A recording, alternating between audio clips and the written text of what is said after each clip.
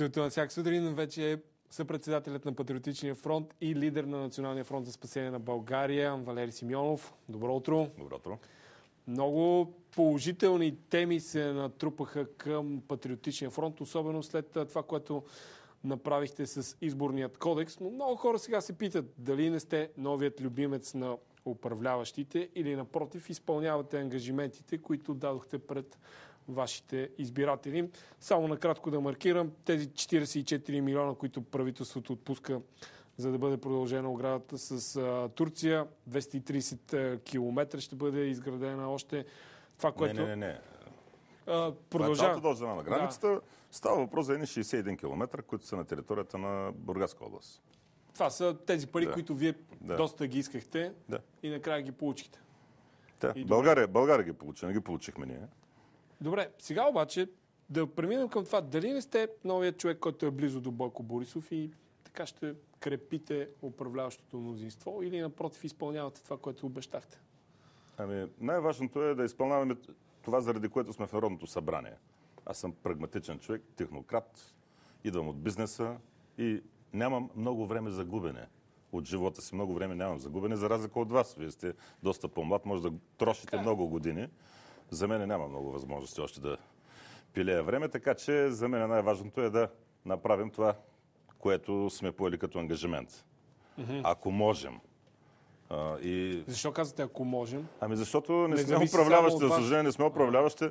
Ние имаме 17 човека в Народното събрание, една малка група, която в общи линии единствената ни сила или как да кажа, единственият инструмент може би е нашата последователност и отговорност. Може да звучи като самореклама, но все ми е тази. Нали? Но това е истината. Скоро няма ли да станете 16? Въпроси свързани с подкрепи, с любимци. Не го харесате като въпрос. Добре. Така да ви приличам на домашния любимец, така както ме гледате. Котенци, кученци или нещо подобно. Не знам, вие ще кажете. Как виждате да мялкам, да се умилквам? Виждате ли ме някак? Той малкият лъв отначало мялка, докато стане голям лъв, нали? Само, че вече става въпрос за един доста престарял, проскубан и така озлобен лъв. За това става въпрос. А от такива животни в общи линии не стават домашни животни, нали? Да, не става. И в зоопарк не влизат. Те са за отстрел. Казахте, че сте разсърден. Но ако имате пропуск, нали, в изстрела, те ви изяждат. Казахте, че сте разсърден. Сега обаче предстои да се обедини... Да, няма от какво да съм доволен. Живота не ми харесва и затова съм влязъл в политиката, да се опитам нещо да променя. Не само аз, а и всички мои колеги от Националния фронт за спасение на България и от Коалиция Патриотичен фронт. Затова сме в парламента. Вие знаете, като а не да се уреждаме. Човек, който идва от бизнес и вече една година и половина е в политиката, че всъщност в политиката не трябва да има хора, които се сърдят, а хора, които се обединяват в името на някакви интереси. Политически говоря. Не трябва да има емоции по-скоро. Нито много радост, нито много сърдене. Не, просто трябва да си има прагматизъм. Практичност трябва да има. Да отидем към това, което предстои. Имахте една изнесена среща извън парламента. Тримата лидери, вие, господин Каракачанов и господин Сидеров, говорите за патриотичен блок, който така да участва и в изпълнителната власт, да обедините депутати. Това възможно ли е да се случи и как ще гледат на това управляващите от ГЕРБ? По принцип няма нищо невъзможно, което е свързано с човешките взаимоотношения, стига да има съгласие да се стигне до някакво споразумение. Няма нещо невъзможно, особено когато става въпрос за национални интереси. С 50 депутати ще си дигнете цената и ще станете сила в рамките на 43-то Народно събрание. Сигурен съм, че има и други партии, които биха подкрепили закони с... Възможно е, обаче за мен някак си е обидно, защото аз съм също се занимавах доскоро с телевизия. Липсва ли? Телевизия СКАТ, но не, малко ми е обидно, когато влизаш в една телевизия, те карат да се чувстваш като че ли си влязъл в бакалия. Какво означава ще си дигнете цената? Преди малко ви казах, че политиката за нас не е цена, не е пазарлък, не е покупко-продажба. Ще си дигнете цената, ако станете 50 човека. И какво? Подтекстът какъв е? Като си дигнете цената, ще се продадете. Така ли? Не, ще имате някаква стойност, ще имате сила и тежест. Това имам преди. Добре е да сменете така подхода в зависимост от гостите. Добре е също да не гледате на всичко толкова цинично. Вие сте млад човек. Не ви отива да сте циник. Извинявайте. Не става въпрос за излъчвате оптимизъм, а мислите цинично. Това е ваше предположение. Така мисля, да. И според мен вие не сте прав в това отношение. Пиете водичка малко, за да успокоим страстите, защото развълнувах се, да. Казахте, че не трябва да има омраза и емоция в един разговор, да го направим така, че... В политиката. И в разговорите. Емоцията е нещо, което е вредно, когато става въпрос, че тя не е на място. Да, общо войскови въпроси, да не губим време за тях.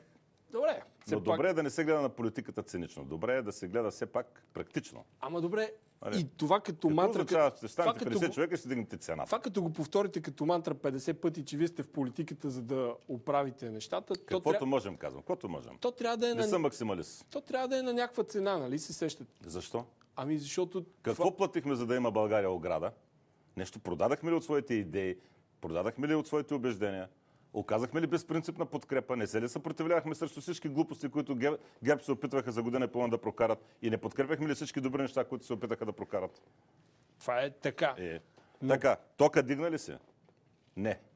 Ще дойдем и на доклада, който временно... Година и половина. Откак сме в управлението, въпреки всички прогнози за повишаване цената на тока не се повиши. Прокарахме ли задължителното гласуване?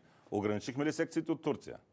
Задължително гласуване, то не е точно задължително, но е записано като такова. Да, но когато се зададе въпроса, прокарахме ли го? Да, прокарахме го.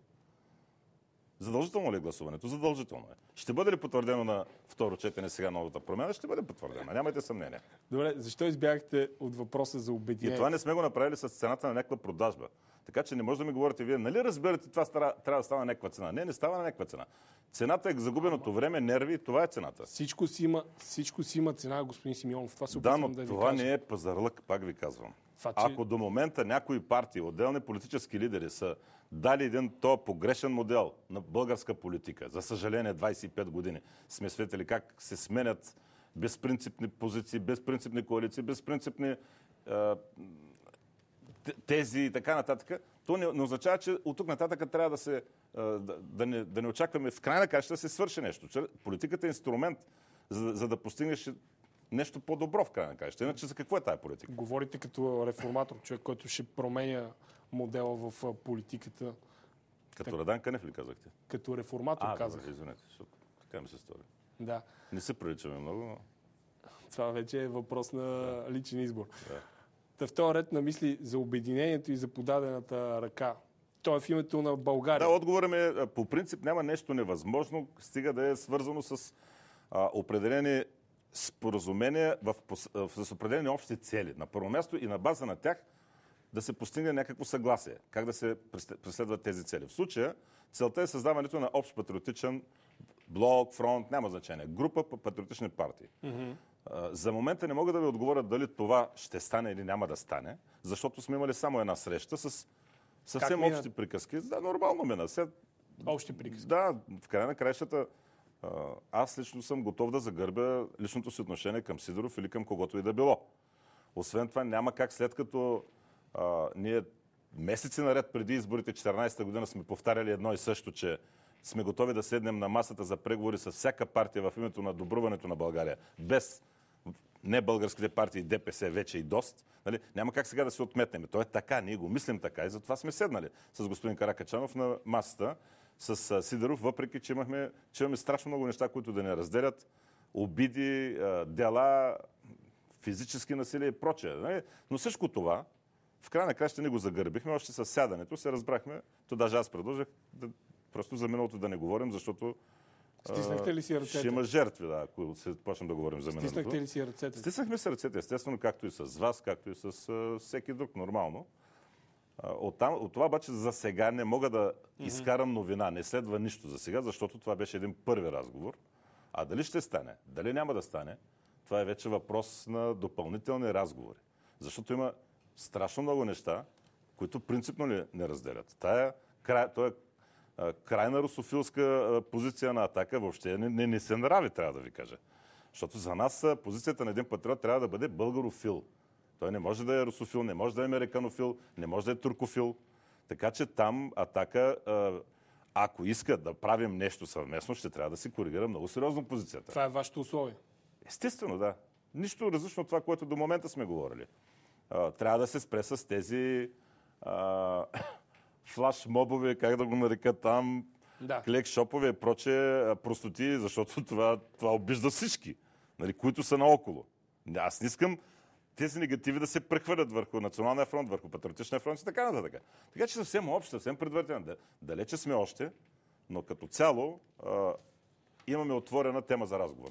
Така най-общо да кажа, нали? И тя ще започне сигурно с също имахте въпроса някакво подвъпросче.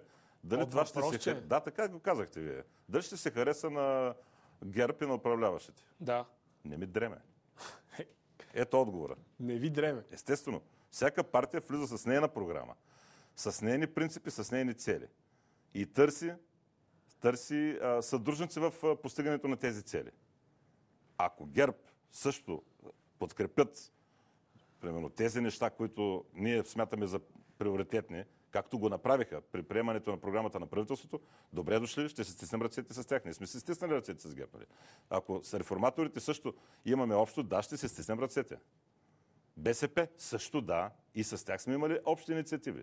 И техни законопроекти сме подкрепили. Те са подкрепили наши законопроекти. Така е, да. Така, като ви с БДЦ също. Така като ви слушам, вие сте готови да управлявате, след като с всички партии може да намерите диалог. Не казвам, че мога да намеря, но казвам, че българският патриот трябва да търси, да направи невъзможното, за да постигне нещо добро. Мъничко може да е. Но нещо от тези 4 неща, които ви казах, 4-5 неща, все пак те са постигнати не само с силите на Патриотичния фронт, те са постигнати с гласовете и на останалите колеги от Народното събрание. Така е. Трябва да се търси, как да ви кажа, малко може пресилено да звучи, но като изключим ДПС и с дявола бихме готови да се съгласим само и само за да изкараме България от това положение на дъното, което се намира в момента. И не виждам нищо укорително в това. Напротив, мисля, че е нормално. Само да ви кажа, че в някои гласувания ДПС също гласува национално отговорно. Нека да се гласува техният замисъл на създаването на тази политическа мафия е прекалено опасен и при тях винаги има една претворност, една двуличие. Дайте да се върнем на това. Вие не искате да се развалят отношението с ДПС ли? Не, просто няма забранени теми, но искам да, както казвате вие, да не губим разговора в празни приказки. Не съм казал празни приказки. Общо войскови теми се казва в казармата. Но вие не сте ходили в казарма, не ги знаете тези работи. Вие няма как да знаете, защото не сте ми бил пряк началник. Така че... Добре. В този ред на мисли, да, тук редакторите се шегуват в Слънчев бряг, било също като в казарма. Като военно обучение, ли? Да. Исках да попитам, ако може, този въпрос, ако ви е удобен. Да, всичко няма неудобни въпроси. Питайте. Да. Дали в този ред на мисли ще имате обща президентска кандидатура? Коя ще бъде тя? Тези разговори, нали се сещате, че са за това? Значи Сидоров писмено ни покани, за да обсъдим въпроса за президентските избори. След това ще продължите това партньорство най-вероятно и в изпълнително. Не мога да ви кажа. И законодателна инициатива. Не мога да гледам в бъдещето. Не е задължително. Въобще има и не такива шаблони, които се насаждат мимоходом в главите на хората и се насаждат основно от медиите. И не такива шаблони, щампи, върху които хората не разсъждават. Някой, например, често повтарят, ето сега, например, на следващите избори, ако кандидата на ГЕРБ не стане президент, то тогава ще има нови избори. Защо? Няма обяснение, няма логика, обаче всички го повтарят. Някакви такива мантри, нали? Защото според изследванията все повече българите залагат на човек, който има патриотичен профил. И както се казва... Добре, както и да е. Има и не такива шаблони. Аз не мисля да рубуваме. Все пак да разсъждаваме с главите си. Това, което стана с Поли Карастоянова. За това ли сте ме поканали да говоря? Да ви попитам, все пак има обединение, има и един депутат, който сигурно ще напусне парламентарната група на Патриотичния фронт. Сега сутринта да говорим за Поли Карастоянова. Тя е свършила тая тема и е приключила. Значи. Тя е ясна. Отдавна трябваше да бъде изхвърлена от групата. Ако имаше достоинство отдавна, трябваше да излезе от парламента. Какво да приказваме? Заради ракията. Али сега да вземем да говорим и за Велизар Енчев, същата работа. Това заради ракията. Естествено, заради какво друго. Няма защо да търсите някакви подмолни причини. Един път заради казаните за ракия, втори път заради закона за организациите, управляващи авторски права, който също е абсолютно лобистки, по начина по който в момента отлежава в деловодството на Народното събрание. Има и други причини. В общи линии, лично за мен няма никакво съмнение в целта на пребиваването на Кара Стоянова в Народното събрание. Но пак ви казвам, не ми се говори по този дребен въпрос. Приключила темата. Не разбрахме какво стана, защото Каракачанов пък... какво стана? Изключихме, махнахме от комисиите, защото всички са убедени с пълно мнозинство. Цялата група гласува да бъде отстранена от комисиите. Сещате се защо? Явно, че всички са убедени, че тя там не върши това, което трябва да върши един патриот. Да не говорим, че по принцип за Поли Карастоянова и за патриотизъм малко трудно може да се говори. Тя влезе от нашата квота, но не е от нашата партия. Тя няма партийната история, минало и така нататък. Има минало в НДСВ, но както и това, дайте сега да не говорим за Карастоянова. Добре, тук изниква въпрос, нали, как я... Неудобна тема, но за мен е несъществена. Ако настоявате, ще продължаваме да говорим. Не, искам само да попитам дали всъщност в този ред на мисли, който вие казвате, че Кара Стоянова всъщност е подкрепена и от ВМРО в един момент, защото Каракачанов каза, това си е решение на НФСБ, те искат да си сменят кадрите в комисиите. Да, така да. Ние имаме разписано... Дали не се превърна в изкупителна жертва, това питам. На кое? Вие казвате на лобистки практики. Нали така? Това е вашето твърдение. Да, но когато един човек рубува на такива или пък обслужва лобистки интереси, той няма място бих казал така, в почтената политика. Аз така го разбирам. Но това не е въпрос на сделка, това е въпрос на морал и въпрос на поведение на самата група, че трябва да отстрани такъв човек. За каква сделка? Каракачанов, истината да ви кажа, значи, поканете го той да го каже, аз не издавам някакви тайни. Те не се съгласиха още декември месец да я отстраним, защото от тогава искахме ние да я отстраним. По простата причина групата от 18 да не стане 17 човека. Това е, те нямат някакви други причини, за да толкова време, нали, да се колебаят и да подкрепят Карастоянова. Не, че я подкрепят, просто не искаха да се намалява групата и тук имахме един дълъг спор. Дали е по-добре да имаш повече хора, на които не можеш да разчиташ, или е по-добре да имаш един малък ударен отряд, с който да вършиш много по-добра работа. Но вие го знаете, една малка ударна телевизия като Канал 3, нали, начало с знаменосеца Патарински, може да свърши много по-добра работа, отколкото една голяма, разпиляна, аморфна и стремяща се да обслужва всички телевизии, като някои други. Нали? Така че вие ме разбирате какво ви говоря. Обаче не ви разбирам, не мина ли това решение преди Кара Стоянова да обяви решението на групата, не мина ли на съвет на самата група на Патриотични? Мина. Да, това е решение на групата. Във вторник, миналия вторник, взехме това решение. Не, говоря за ракията, за предложението. Не, точно това, че този законопроект беше прекаран по много непочтен начин. Бих казал подло. Значи, в качеството си на представител на Националния фронт за спасение на България, макар и не член, защото тя влезе, ние вкарахме от нашата квота, тя беше длъжна да съобрази най-малкото с колегите си от НФСБ и с председател на парламентарната група, лично с мене, да съгласува, защото такъв е правилника на групата. Всеки законопроект трябва да бъде съгласуван най-малкото с ръководството. А тя какво прави? Взима законопроекта, бута го да го разпише Емил Димитров, бута го на другите колеги от ВМРО и когато те питат съгласувано ли е с Симеонов, изрично са я питали, и това се потвърди от няколко разговора, които съм водил с различни хора. Нали? Отговорът е бил, аз ще се оправя с Симеонов. С други думи, тя е постъпила в случая доста непочтено, за да прокара този законопроект. Събирайки няколко подписа, вкарва го в деловодството и ние го виждаме този законопроект между първо и второ четене, в последния момент, буквално в зала го виждаме. И шока беше пълен. Единственото, което ви остана да вкарате тази поправка. Естествено, един такъв законопроект не мина без подкрепата на ГЕРБ. Основно с тяхна подкрепа мина. Не защото те много добре разбраха какво гласуват, а просто защото имаше този законопроект подкрепата на Финансово министерство. Но Финансово министерство, знаете, че не винаги има така правилното или да кажа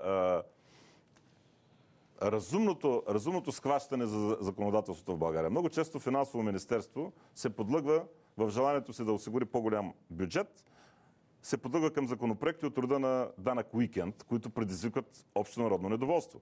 Сега, в резултат на тази глупост, наречена закон за акцизите, данъчни складове за казаните, значи това няколко хиляди човека в момента от дребния, най-дребния бизнес бяха изхвърлени на улицата. Затова ли влязахме в Народното събрание? Значи, за да не после с основание да ни сочат с пръст и да живеем цялата тая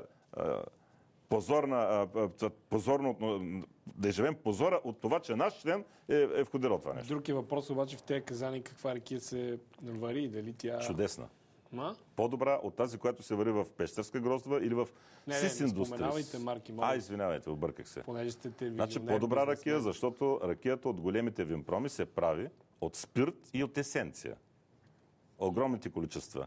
2010 година една от най-големите фабрики, един от най-големите фирми за производство на алкохол, ако си спомняте, беше заловена с 750 палета фалшив алкохол, който пуска в мрежата. Много по-трудно е да попаднеш на менте, господин Симеонов, в магазина. Много по-трудно е да попаднеш на менте алкохол в магазина, отколкото в тези, които се продават в тубите. Откъде знаете? Аз ви препоръчвам добрата стара практика да консумирате ракия от казани, защото при казаните има технология и който си вари ракията, стои там до секунда, стои и гледа дали се спазва. Естествено. Най-малкото този взаимен контрол гарантира един много качествен продукт. Истината е такава. Няма нищо по-качествено от така наречената домашна ракия, защото тя не е домашна, не е варена в тенджерите в къщи на печката, а е правена в казани с манометри, с спиртомери и така нататък. Един съвременен казан трябва да ви кажа, че прилича нещо като космически кораб.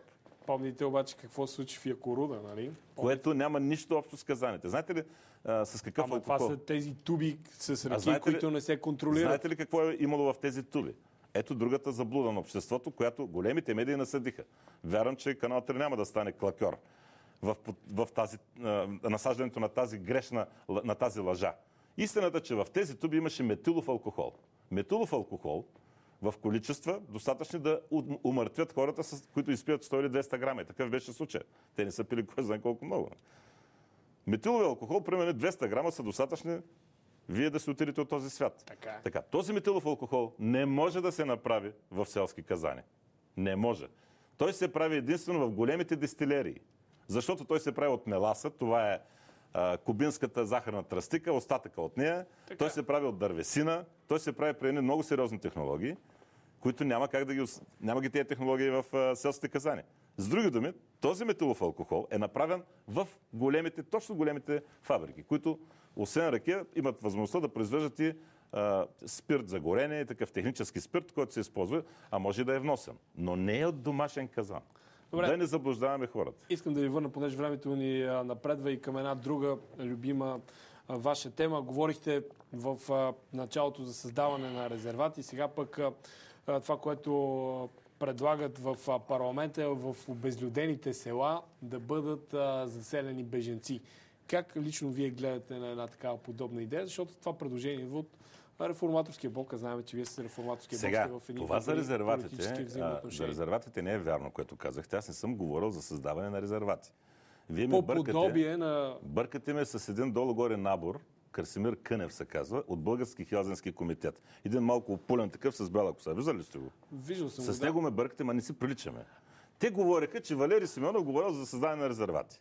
Нищо подобно. Имаме програма, отворете я, четете я. Знаме, програмата на изуст 7-те точки ги знам. Думата, няма 7 точките. Става въпрос за програмата на Патриотичния фронт и за Националния фронт за спасение на България, където сме изложили начина, по който трябва да се реши въпроса с циганския етнос.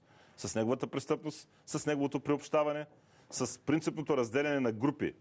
На 2 групи големи. Но това е дълга тема, да не я започваме. Да. Така че по въпроса за обезлюдените села, ние сме категорично против.